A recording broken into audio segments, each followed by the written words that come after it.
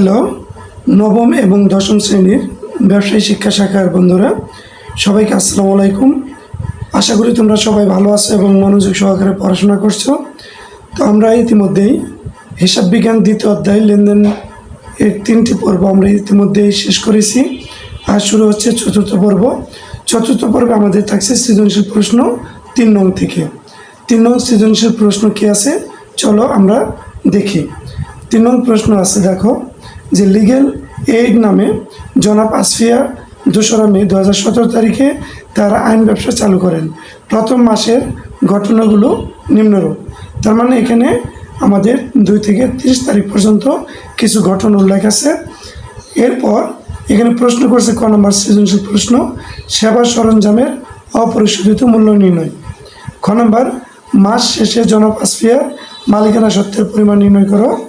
গ নম্বর, মে মাসের 8, 12, 15, এখানে 15 তারিখ নাই, আমরা 16 তারিখ ধরবো। এটা 15 তারিখ এখানে ভুল আছে, এখানে 16 তারিখ ধরবো। 15 ও 30 তারিখে লেনদেনের দ্বারা হিসাব সমীকরণের প্রভাব দেখাও। আমরা এই অঙ্কটা 3 নম্বর অঙ্কটা এখন সমাধান করব। কিভাবে করি দেখো। তাহলে আমাদের ক নম্বর প্রশ্ন, সেবা সরঞ্জামের অপরিশোধিত মূল্য নির্ণয়।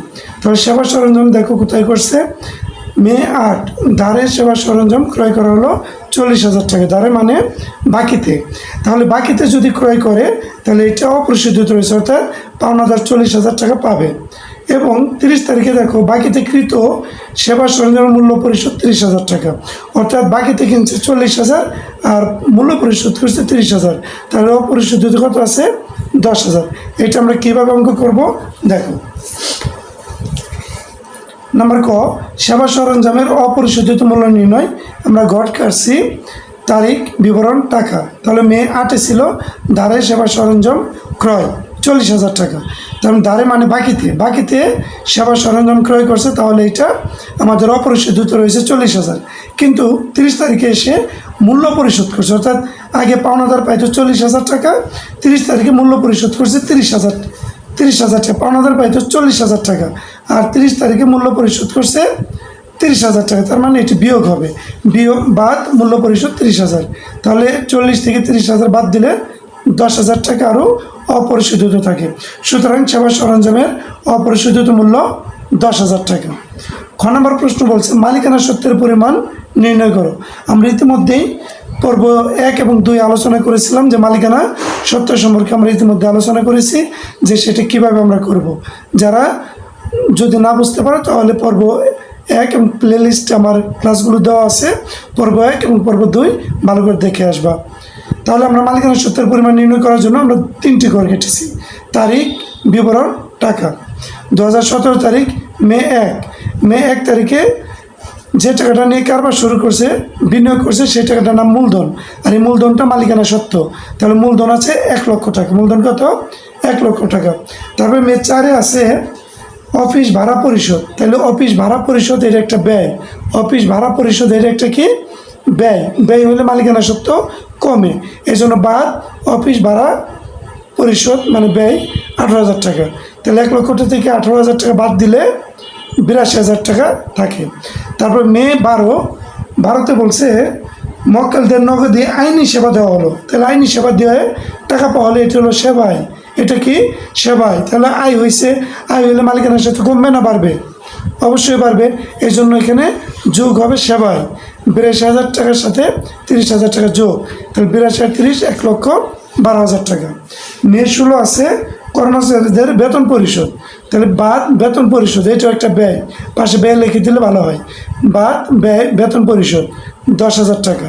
তাহলে বিয়োগ দিলে থাকে 1,02,000 টাকা। মে 27 বলছে মক্কেলের দ্বারা আইনি সেবা দেওয়া হলো 60,000 টাকা, অর্থাৎ বাকিতে আইনি সেবা দিচ্ছে। তাহলে সেবা দিচ্ছে, বাকিতে টাকা পাবে, এই জন্য এটা সেবায়। তাহলে আয় হলে মালিকানা সত্ত্ব বাড়বে মানে যোগ, তাহলে যোগ হবে সেবায় 60,000। মোট কত? 1,62,000। তাহলে আমাদের অঙ্ক শেষে আমরা পাইলাম যে মালিকানা সত্ত্বের পরিমাণ 1,62,000 টাকা। আশা করি তোমরা অঙ্কটা ভালোভাবেই বুঝতে পেরেছো। এখন আমরা যাব 3-এর গ। 3-এর গতে আছে, দেখো তোমাদের বইটা একটু দেখো যে মে মাসের 8, 12, 16 এখানে বইতে 15 তারিখ বলা আছে, এখানে 16 হবে। 16 ও 30 তারিখের লেনদেনগুলোর হিসাব সমীকরণের প্রভাব নির্ণয়। তাহলে এর আগেও আমরা 1 নং এবং 2 নং সৃজনশীল এই ধরনের অঙ্ক করেছি আমরা, যে হিসাব সমীকরণের প্রভাব নির্ণয় কীভাবে করে। তাহলে আমরা এখানে ঘর কেটেছি তারিখ, উদ্বৃত্ত, সম্পদ সমান দায় প্লাস মালিকানা সত্ত্ব, এর পাশে মন্তব্য। সম্পদের দুইটা সম্পদের নাম আছে, একটা নগদ আর একটা সেবা সরঞ্জাম। আর দায় প্লাস মালিকানা সত্ত্বের মধ্যে নাম আছে, দায়িত্বে আছে পাওনাদার এবং মালিকানা সত্ত্বে আছে মূলধন। এখন 2017 মে 8 তারিখ যেহেতু বলছে, আমরা মে 8 দেখবো। 8-এ কী বলছে?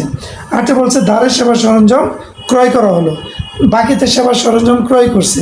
তাহলে সেবা সরঞ্জাম সম্পদ এটা বৃদ্ধি পাইছে, এই জন্য 8 তারিখ লিখে সেবা সরঞ্জামে 40,000 টাকা দিলাম। আর যেহেতু বাকিতে কিনছে, তাহলে পাওনাদার 40,000 টাকা আমাদের কাছে পাবে, অর্থাৎ দায় বৃদ্ধি পাবে পাওনাদার। এই জন্য পাওনাদারের 40,000 টাকা যোগ করতে হবে। এখন প্রত্যেক তারিখের শেষে আমরা উদ্বৃত্ত লিখি। উদ্বৃত্ত কত টাকা উদ্বৃত্ত আছে? 40,000 টাকা, এখানেও আছে 40,000 টাকা। মে 12-তে আছে মক্কেলদের নগদে আইনি সেবা দেওয়া হলো 30,000 টাকা। অর্থাৎ এটি যেহেতু জনাব আসফিয়া যেহেতু লিগেল লাইফ খুলছে, অর্থাৎ আইনি বিজনেস শুরু করছে, সে আইন সেবা দেওয়ার কারণে 30,000 টাকা পাইছে নগদে। তাহলে নগদ টাকা পাইলে নগদ টাকা বৃদ্ধি পাবে, এই জন্য আমরা নগদের টাকা 30,000 টাকা দিছি। আর একটা হলো নগদ টাকা পাইছে কেন? সেবায়ের কারণে। সেবায় মালিকানা সত্ত্ব বাড়বে, অর্থাৎ মূলধন বৃদ্ধি পাবে, এই জন্য মূলধনেও 30,000 টাকা বাড়বে। অর্থাৎ নগদ হবে 30,000, মূলধনে 30,000। আর মন্তব্য লিখে দিবা সেবা আয়। তাহলে উদ্বৃত্ত এখন কত থাকে? 30,000 টাকা।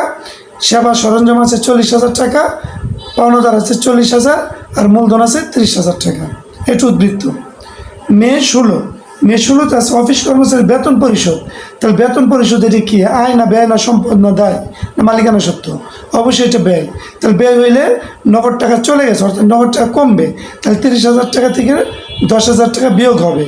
আর একটা কি? বেতন মানে ব্যয় হলে মূলধন কমবে, মালিকানা সত্ত্ব কমবে, এই জন্য মূলধন থেকে বিয়োগ হবে 10,000।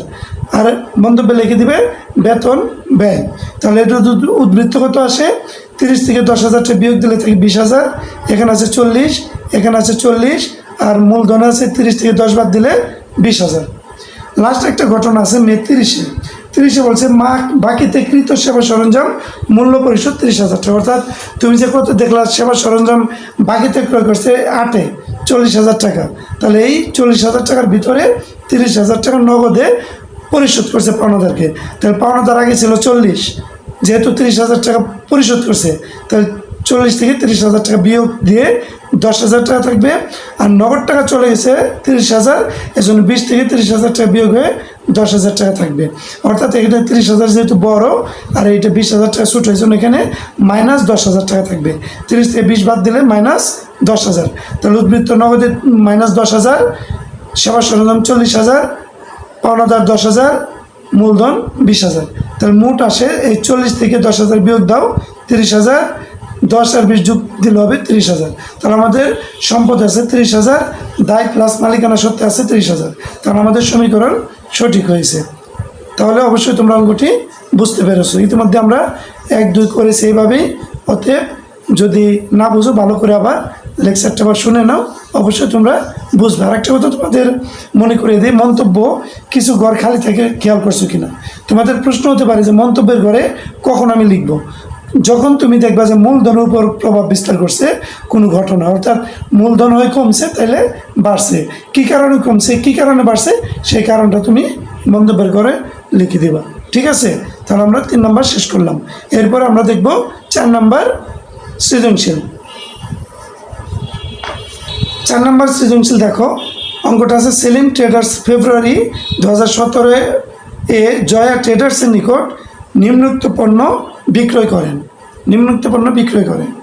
ফেব্রুয়ারি 1 নগদে 55 টাকা দরে 115 কেজি চিনি, প্রতি কেজি 55 টাকা দরে 115 কেজি চিনি বিক্রি করছে। ফেব্রুয়ারি 7 52 টাকা দরে 56 কেজি চিনি, অর্থাৎ প্রতি কেজি 52 টাকা দরে 1 কেজি 52 টাকা দরে 56 কেজি চিনি বিক্রি করছে। ফেব্রুয়ারি 15 110 টাকা দরে 35 কেজি মসুর ডাল বিক্রি করছে। সেলিম ট্রেডার্স মোট বিক্রয়ের উপর 10% কারবারি ভাট্টা মঞ্জুর করে। ক নম্বর প্রশ্ন, সেলিম ট্রেডার্সের মোট বিক্রয় পরিমাণ নির্ণয় করো। ক নম্বর প্রশ্ন, ফেব্রুয়ারি 1 তারিখের লেনদেনের ভিত্তিতে একটি ক্যাশ মেমো প্রস্তুত করো। গ নম্বর প্রশ্ন, ফেব্রুয়ারি 15 তারিখের লেনদেন হতে চালান প্রস্তুত করো। তাহলে আমরা ক নম্বর এখন প্রশ্নটা করব যে সেলিম ট্রেডার্সে মোট বিক্রয় পরিমাণ নির্ণয় করে, এটা আমরা এখন দেখাবো। তাহলে আমরা এখন 4 নং সৃজনশীল সমাধান দেখাবো। নাম্বার ক, সেলিম ট্রেডার্সের মোট বিক্রয় পরিমাণ নির্ণয়। আমাদের মোট বিক্রয় পরিমাণ নির্ণয় করতে বলছে, এবং সেলিম ট্রেডার্স কত টাকা বিক্রয় করছে সেটা আমরা দেখাবো। তারিখ, বিবরণ, টাকা। 2017 ফেব্রুয়ারিকে আছে চিনি বিক্রয়, ফেব্রুয়ারিকে কি আছে চিনি বিক্রয়, তোমরা বই দেখতে পারো। ফেব্রুয়ারি চিনি বিক্রয় প্রতি কেজি 55 টাকা দরে 115 কেজি বিক্রয় করছে। তাহলে 1 কেজি 55 টাকা হলে 115 কেজি টাকা বাড়বে, অর্থাৎ মূল্য বেশি হবে। এই জন্য 115 গুণন 55 গুণ দিলে হয় 6325 টাকা। ফেব্রুয়ারি 7 আছে চিনি বিক্রয়, প্রতি কেজি আছে 52 টাকা ধরে 56 কেজি চিনি বিক্রি করছে। তাহলে দুইটা গুণ দিলে হয় 2912 টাকা। ফেব্রুয়ারি 15 মসুর ডাল বিক্রি করছে, প্রতি কেজি 110 টাকা ধরে 35 কেজি। তাহলে দুইটা গুণ দিয়ে আমরা পেলাম 3850। তাহলে 6325, 2912, 3850 টাকা, তিনটা যোগ করে রেজাল্ট হলো 13087। তার মানে মোট বিক্রয় করছে 13087।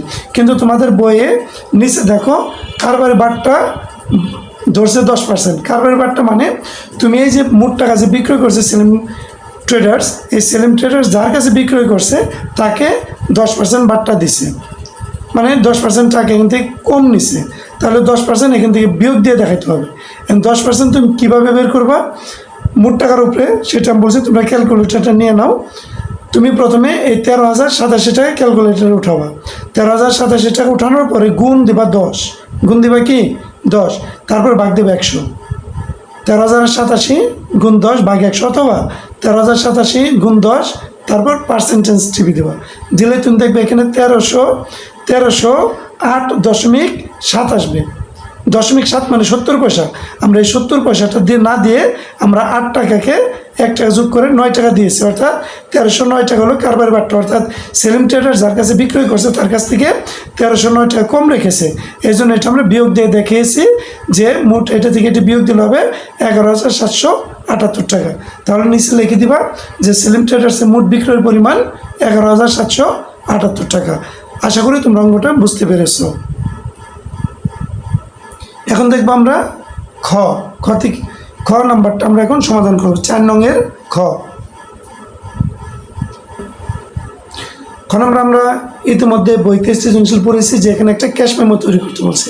এখন ক্যাশ মেমো কীভাবে তৈরি করবো, তোমাদের বইতে কিন্তু এই ধরনের নমুনাপত্র অনেক দেওয়া আছে এই চ্যাপ্টারে, তোমরা বইতে দেখে নিবা। তারপরেও আমি একটু তোমাদের বোঝানোর চেষ্টা করছি। খ নম্বর ক্যাশ মেমো হলো, প্রথমে তুমি একটা পেজে একটা বক্স অঙ্কন করবা, একটা বক্স অঙ্কন করার পরে তুমি এই প্রথমে লিখবা প্রতিষ্ঠানের নাম, অর্থাৎ অঙ্কটা যে প্রতিষ্ঠানের নামে অঙ্কটা দেওয়া আছে সে প্রতিষ্ঠানের নাম। তাহলে আমাদের 4 নং অঙ্কে প্রতিষ্ঠানের নাম আছে সেলিম ট্রেডার্স। কি সেলিম ট্রেডার্স। তারপর আমরা লিখবো ক্যাশ মেমো, আর ডান পাশে লিখবো তারিখ। ডান পাশে কি লিখবো তারিখ, কয় তারিখের ক্যাশ মেমো তৈরি করতে বলছে ফেব্রুয়ারি 1, তাহলে আমরা লিখবো 01/02/2017। আর বাম পাশে এখানে লিখবা তুমি ভাউচার নাম্বার নিচে লিখবা ক্রেতার নাম। এটা তুমি কোথায় কি বসে এটা তোমাকে একটু মুখস্থ করার মতো করে নিবা যে কোথায় কি বসে, ক্যাশ মেমোতে কোথায় ডানে কি বামে কি নিচে কী হবে এগুলো তোমাকে দেখতে হবে, একটু মনে রাখতে হবে। তাহলে বাম পাশে ভাউচার নং, যদি অঙ্কের মধ্যে ভাউচার নং দেওয়া থাকে তাহলে এখানে আমরা যদি ভাউচার নং 502, 301 যদি দেওয়া থাকে তাহলে এখানে লিখবো, আর না লিখলে শুধু ভাউচার নং দিয়ে খালি থাকবে, ব্ল্যাঙ্ক থাকবে। ক্রেতার নাম, তো এই সেলিম ট্রেডার্স তোমাদের বইতে বিক্রি করছে জয়া ট্রেডার্সের নিকট, এই জন্য ক্রেতার নাম হলো জয়া ট্রেডার্স। ঠিকানা জয়া ট্রেডার্সের ঠিকানা এখানে দেওয়া নাই বইতে, এই জন্য আমরা দিইনি। যদি ঠিকানা দেওয়া থাকে আমরা দেব। তারপর এখানে ছোট্ট একটা ঘর কাটবা, এই ঘরে থাকবে ক্রমিক নং, মালের বিবরণ, দর টাকা, পরিমাণ টাকা। এখন ক্রমিক নং আমরা 1 দেবো, ক্রমিক মানে সিরিয়াল। তাহলে 1, 2, 3 যদি বেশি লেনদেন থাকে 1, 2, 3 এরকম সিরিয়াল দেবো। তো আমরা 1 নম্বর সিরিয়ালে দিচ্ছি মালের বিবরণে 1 আছে চিনি বিক্রয়, 1 কি আছে চিনি বিক্রয়। চিনি বিক্রয় প্রতি কেজি আছে 55 টাকা ধরে। কত টাকা প্রতি কেজি? 55, মানে 1 কেজি 55। পরিমাণ মানে কত পরিমাণ বিক্রি করছে, 115 কেজি বিক্রি করছে। তাহলে 1 কেজি 55 টাকা হলে 115 কেজির দাম কত হবে? কত আমরা ইতিমধ্যেই বের করে রেখেছিলাম, 6325 টাকা। দুইটা গুণ দিবা, গুণ দেওয়ার পর 6325 টাকা পাবো। এখান থেকে তোমাকে বাদ দিতে হবে কারবারি বাট্টা। আমি একটু আগেও ক নাম্বার বলেছি কারবারি বাট্টা কীভাবে বাদ দিবা, 6325 এটাকে গুণ দিবা 10 ভাগ দেবে 100, অথবা 6325 গুণ দিবা 10 তারপর ক্যালকুলেট পার্সেন্টেজ টিভি দিলেই তুমি রেজাল্টটা পেয়ে যাবে। অথবা তুমি সাইন্টিফিক ক্যালকুলেটর করতে পারো। 6325 গুণন 10 শিফটে টিভি দেবা, সাইন্টিফিক ক্যালকুলেটর শিফট 6325 গুণ 10 দেওয়ার পরে শিফট টিভি দেবা, দেখবে যে পার্সেন্ট আসবে এবং নিচে রেজাল্ট চলে আসবে। সেই রেজাল্ট আসবে এখানে 632.5 আসবে। যেহেতু 632.5 মানে 50 পয়সা, এই জন্য 50 পয়সা আমরা বাদ দিয়ে এই 32 টাকা আমরা 33 টাকা লিখছি, দশমিকের মধ্যে আমরা যাইনি। তাহলে আমাদের এটা এখান থেকে এটা বিয়োগ দিলে হবে 5692 টাকা। টাকা কোথায় লিখবা? 5692 টাকা মাত্র। ক্রেতার স্বাক্ষর, যদি ক্রেতার স্বাক্ষর এখানে ব্লাঙ্ক রাখবা, বিক্রেতার স্বাক্ষর ব্লাঙ্ক থাকবে। আর ক্যাশ মেমোতে সবার নিচে থাকবে বিশেষ দ্রষ্টব্য, বিক্রিত পণ্য ফেরত নেওয়া হয় না। আশা করি তুমি ক্যাশ মেমোটা বুঝেছো। এটা হলো তোমার ক্যাশ মেমো। এখন গ নম্বর প্রশ্ন কি আমরা সেটা দেখব। এখন আমরা দেখব 4 নম্বরের গতে আমরা কি বলেছিলাম যে ফেব্রুয়ারি 15 তারিখে লেনদেন হতে চালান প্রস্তুত করো। তাহলে আমরা একটা চালান প্রস্তুত অলরেডি করেছি। এটা সেম ক্যাশ মেমোর মতোই, যে প্রথমে তুমি একটা রাউন্ড চারপাশ দিয়ে একটা ছক অঙ্কন করবা। ছক অঙ্কন করে আগের ক্যাশ মেমোতে যেরকম এখানে প্রতিষ্ঠানের নাম ছিল, এখনও প্রতিষ্ঠানের নাম, এখানে লিখছিল ক্যাশ মেমো, এখন হবে চালান। চালানটা তৈরি করতে বলছে 15 তারিখের, এই জন্য আমরা লিখছি 15/02/2017। এখন ক্যাশ মেমোতে লিখছে এখানে বাউচার নং, চালান হবে চালান নং। আর এখানে ক্রেতার নাম ঠিকই থাকবে, জয় ট্রেডার্স। ঠিকানা বইতে দেওয়া নাই, এই জন্য ঠিকানাটা ব্লাঙ্ক থাকবে। তারপরে ছোট্ট একটা ঘর কাটবা। ক্রমিক নং, মালের বিবরণ, দর টাকা, পরিমাণ টাকা। ক্রমিক নং 1, মালের বিবরণ। এটা হলো 15 তারিখে, তুমি দেখবো 15 তারিখে বলছে মসুর ডাল বিক্রয়, মসুর ডাল বিক্রয় 110 টাকা। দর টাকা মানে 110 টাকা প্রতি কেজি, মানে 1 কেজি 110 টাকা। পরিমাণ মানে বিক্রি করছে 35 কেজি, 35 110 গুণ দিলে হবে 3850। এখান থেকে বাদ দিতে হবে কারবারি বাট্টা, বইতে যেটা দেওয়া আছে 10%। তো 10% ইতিমধ্যে আমরা দুটো অঙ্কে কীভাবে 10% বের করে আমরা শিখেছি। তাহলে 3850 করে 10% যদি বের করি 385 হয়। তাহলে 3850 385 বাদ দাও, বাদ দিলে হবে 3465। এটা দুইটা দেখতে বন্ধনী চিহ্ন দিয়ে আটকে দিলাম। তাহলে মোট টাকা হলো 3465 টাকা। কথায় 3465 টাকা মাত্র। এখানে ক্যাশ মেমোতে ছিল ক্রেতার স্বাক্ষর, কিন্তু চালানো হবে বিক্রয় শর্ত। আর ডান পাশে বিক্রেতার স্বাক্ষর, বিশেষ দ্রষ্টব্য এখানে হবে ভুল ত্রুটি সংশোধনযোগ্য। তোমরা ক্যাশ মেমো, চালান, এগুলো তোমাকে মোটামুটি কার স্বাক্ষর থাকে এগুলো মুখস্থ রাখবা। কারণ অনেক সময় অবজেক্টিভে থাকে যে চালানে কার স্বাক্ষর থাকে, কার স্বাক্ষর থাকে বিক্রেতার। ক্যাশ মেমোতে কার স্বাক্ষর থাকে ক্রেতা এবং বিক্রেতা দুজনেরই। তাহলে এই হলো তোমার চালান। আশা করি তোমরা 4 নং সৃজনশীল প্রশ্নটা বুঝতে পেরেছ। এখন আমরা শুরু করব 5 নং সৃজনশীল। 5 নং সৃজনশীল কী বলেছে একটু আমরা পরে দেখাই তোমাদের। 5 নং সৃজনশীল, জেমস ট্রেডার্স 2017 সালের 1 জানুয়ারি তারিখে নগদ 1,20,000 টাকা ও 70,000 টাকার আসবাবপত্র নিয়ে একটি ব্যবসা শুরু করলো। সারা মাসে প্রতিষ্ঠানের নিম্নোক্ত লেনদেনগুলো সংগঠিত হয়। 2017 এখানে জানুয়ারি 2, জানুয়ারি 4, জানুয়ারি 6, জানুয়ারি 9, জানুয়ারি 18 এই কটা লেনদেন সংগঠিত হয়েছে। ক নম্বর প্রশ্ন, জেমস ট্রেডার্সের প্রারম্ভিক মূলধনের পরিমাণ নির্ণয় করো। খ নম্বর প্রশ্ন, জানুয়ারি 1, 2, এখানে 3 তারিখ আছে, কিন্তু এখানে আমাদের 3 তারিখ না, এই জন্য 3 তারিখটা কাটা, 3 তারিখ হবে না। তাহলে 1, 2, 4 ও 9 তারিখের লেনদেনগুলোর মাধ্যমে প্রমাণ করো যে এ সমান এল প্লাস ও ই। তার মানে এটা আমরা এই যে 1, 2, 3 যে লেনদেনের উপর হিসাব সমীকরণের প্রভাব দেখিয়েছিলাম বিবরণী ছকের মাধ্যমে, ঠিক সেইটাই, শুধু এখানে সমীকরণটা প্রমাণ করতে বলছে। মানে ওই সম্পদ সমান দায় প্লাস মালিকানার সত্ত্বে প্রমাণ করতে বলছে। ওই অঙ্কটা করলে প্রমাণ হয়ে যাবে। ঘ নম্বর আছে জেমস ট্রেডার্সের মালিকানা সত্ত্বের পরিমাণ নির্ণয় করে। এটা আমরা এর আগেও মালিকানা সত্ত্ব 3 নং অঙ্কে আমরা খ নম্বর প্রশ্নের উত্তর করেছি মালিকানা সত্ত্ব, এইটাও মালিকানা সত্ত্ব আছে। তাহলে এখন আমরা 5 নং সৃজনশীল সমাধান করব। তাহলে 5-এর ক কি প্রশ্ন ছিল যে জেমস ট্রেডার্সের প্রারম্ভিক মূলধনের পরিমাণ নির্ণয় করো। তাহলে আমরা লিখলাম 5 নং ক, জেমস ট্রেডার্সের প্রারম্ভিক মূলধন নির্ণয়। প্রারম্ভিক মূলধন মানে কি? মূলধন মানে মালিক যে টাকাটা বিনিয়োগ করে সেইটা হলো মূলধন। প্রারম্ভিক কথাটা হলো বছরের শুরুতে যে বিনিয়োগটা করে, অর্থাৎ বিজনেসের শুরুতে যে বিনিয়োগটা করে সেইটাই প্রারম্ভিক মূলধন। তাহলে এটা বিজনেস শুরু করছে 1 তারিখে, জানুয়ারি মাসের 1 তারিখে। এখন 1 তারিখে যে জিনিসপত্র নিয়ে বিজনেসটা শুরু করছে এই পুরাটাই প্রারম্ভিক মূলধন। তাহলে 1 তারিখে শুরু করছে নগদ টাকা এবং আসবাবপত্র নিয়ে, নগদ টাকা এবং আসবাবপত্র নিয়ে। তাহলে নগদ টাকা কত টাকা দিচ্ছে বিজনেসে? 1,20,000। আর আসবাবপত্র বিজনেসে এনেছে 70,000। তাহলে মোট 1,90,000। এই টাকাটাই প্রারম্ভিক মূলধন। অর্থাৎ 1 তারিখে জানিয়ে কারবার শুরু করছে পুরোটা যোগ করে আমরা পাই 1,90,000 টাকা। সুতরাং প্রারম্ভিক মূলধন 1,90,000 টাকা মাত্র। অবশ্যই তোমরা বুঝতে পেরেছো। তাহলে পাঁচ রঙের খ নাম্বার আমাদের ছিল প্রমাণ করতে বলছে এ সমান এল প্লাস ওই। তাহলে জানুয়ারি 1, 2, 4, 9 বইতে 3 আছে, কিন্তু 3 আমাদের অঙ্কর ঘটনাগুলোর মধ্যে 3 তারিখ নাই, এই জন্য 3 তারিখটা হবে না। এই জন্য জানুয়ারি 1, 2, 4 ও 9 নং 9 যে তারিখের লেনদেনগুলোর মাধ্যমে এ সমান এল প্লাস ও ই প্রমাণ করা হলো। অর্থাৎ এই 4টা তারিখের লেনদেনগুলো দ্বারা আমরা প্রমাণ করেছি এ সমান এল প্লাস ও ই। তাহলে আগের মতো ওই ঘর কাটবো আমরা তারিখ, উদ্বৃত্ত, সম্পদ সমান দায় প্লাস মালিকানা সত্ত্ব, ডান পাশে মন্তব্য। সম্পদ আছে এখানে 3টা নাম আছে। কয়টা নাম? 3টা নাম। আমি এর আগে অঙ্ক করার সময় তোমাদের বলেছি যে সম্পদ কয়টা নাম থাকে সেটা তোমাদের আগে বের করতে হবে। বের করার পরে তুমি সম্পদের ঘর কাটবা। তো আমি সম্পদের ঘর এই 4টা ঘটনার মধ্যে লেনদেনের মধ্যে আমরা 3টা সম্পদের নাম পেয়েছি। একটা নগদ, আসবাবপত্র, আর একটা হলো ব্যাংক। আর দায় পেয়েছি শুধু পাওনাদার, আর মালিকানা সত্ত্ব আছে মূলধন। জানুয়ারি মাসের 1 তারিখ, 1 তারিখে নগদ টাকা এবং আসবাবপত্র নিয়ে কারবার শুরু করছে। তাই নগদ টাকা যেহেতু বিজনেসে দিয়েছে এই জন্য নগদ টাকা বৃদ্ধি পেয়েছে 1,20,000 টাকা। আর আসবাবপত্র যেহেতু বিজনেসে দিয়েছে এই জন্য আসবাবপত্র বৃদ্ধি পেয়েছে 70,000 টাকা। আর 1,20,000 আর 70 এই দুটো যোগ করে শুরুতেই মূলধন কত দিয়ে শুরু করছে? 1,90,000 টাকা মূলধনে এসে বসে যাবে। এবং ডান পাশে মন্তব্যে লিখবা মূলধন আনায়ন। তারপরে তারিখ শেষ, এখন উদ্বৃত্ত লিখতে হবে, যে উদ্বৃত্ত মানে যোগ বিয়োগ করতে হবে। এখানে তো একটা করে আছে, যোগ বিয়োগের প্রয়োজন নাই, যা আছে তাই।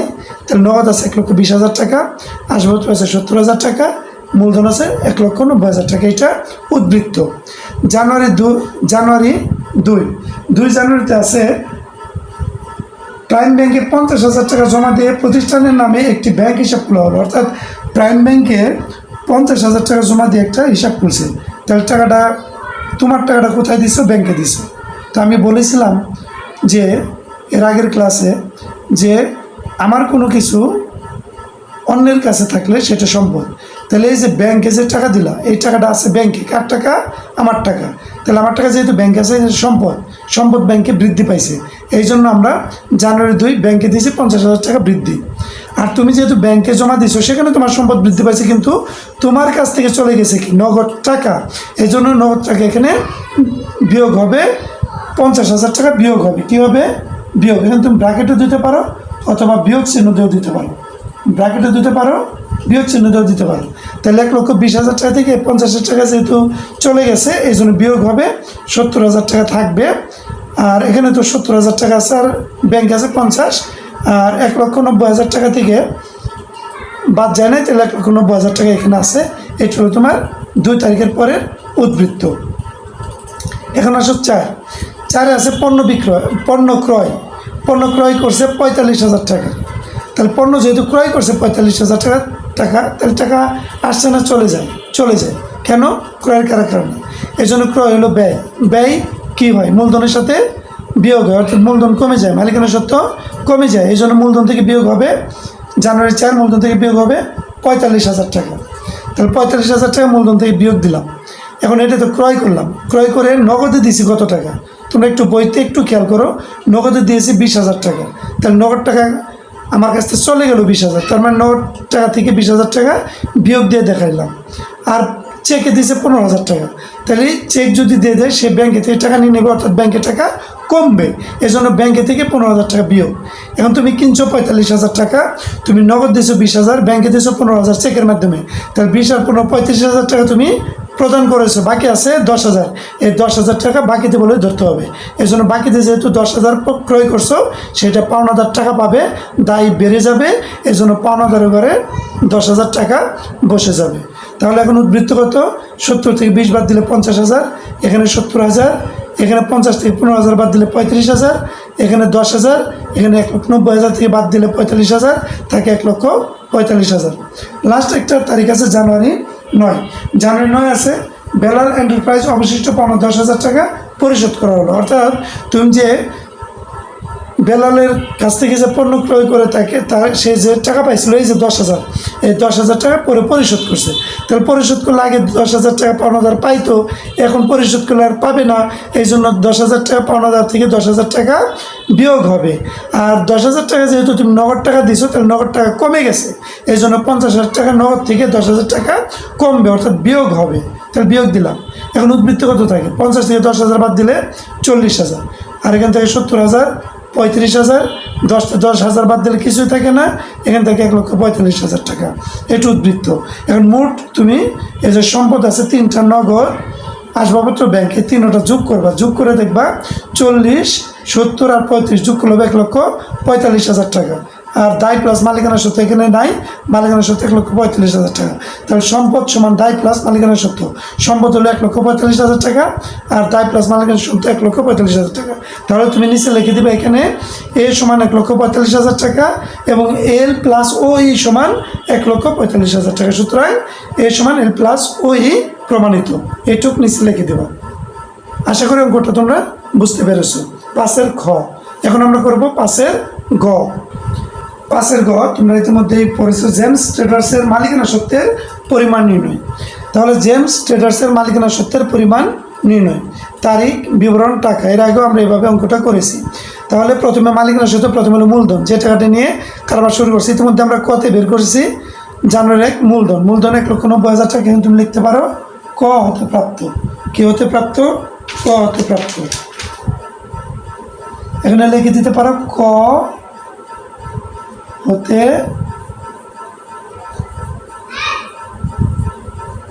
প্রাপ্ত।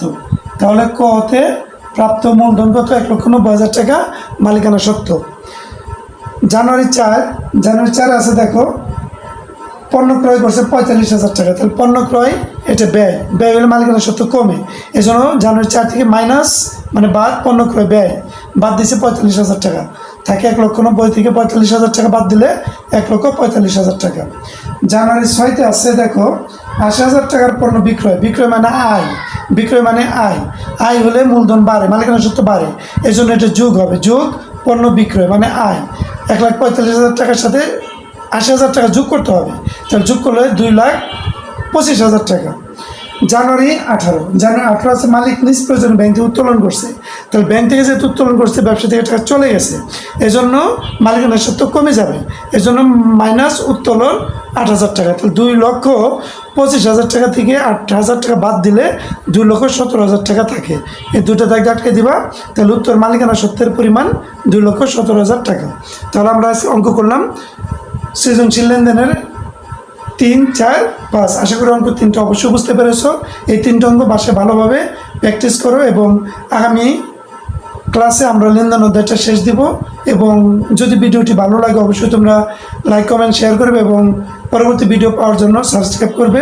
তো তোমরা ভালো থেকো, ভালোভাবে পড়াশোনা করো এই আশা ব্যক্ত করি এবং পরবর্তী ভিডিও দেখার, পরবর্তী ক্লাস দেখার আমন্ত্রণ জানিয়ে আমি আমার আজকের ক্লাস এখানে শেষ করছি। আল্লাহ হাফিজ, সকলকে ধন্যবাদ।